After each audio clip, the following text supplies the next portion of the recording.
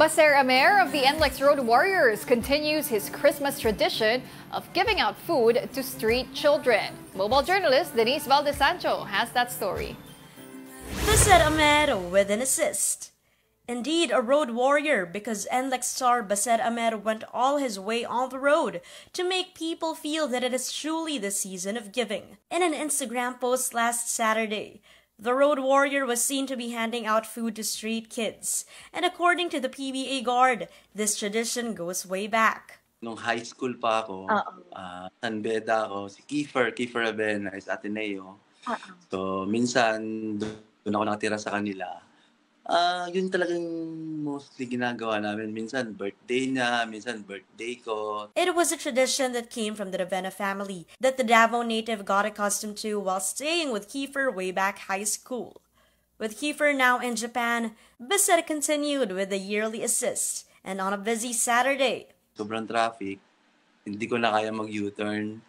So, paglabas ko ng village sa Town and Country, diretso na ako sa Antipolo. Baser knew it was the perfect timing. Nung isang araw, nagkataon na wala akong ginawa talaga. Wala kaming training, walang mga agenda, walang lakad, walang ganap. So, yun na.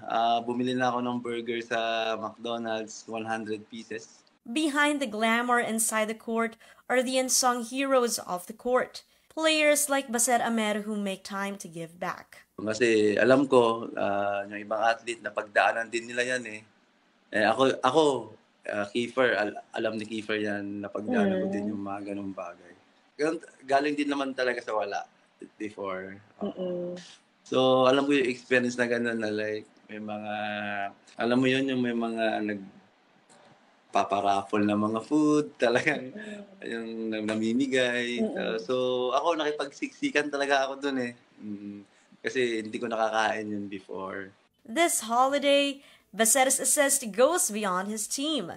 It has extended even outside the court, proving that being an athlete is not just about the game.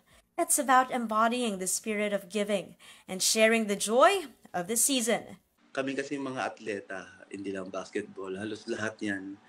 Ano kami, parang pusong mamon kami sa mga ganung bagay. Baka next week, ewan ko, baka this week, if ever may ipon pa ako, baka spaghetti naman. Mobile journalist Denise Valdesancho. We are One News.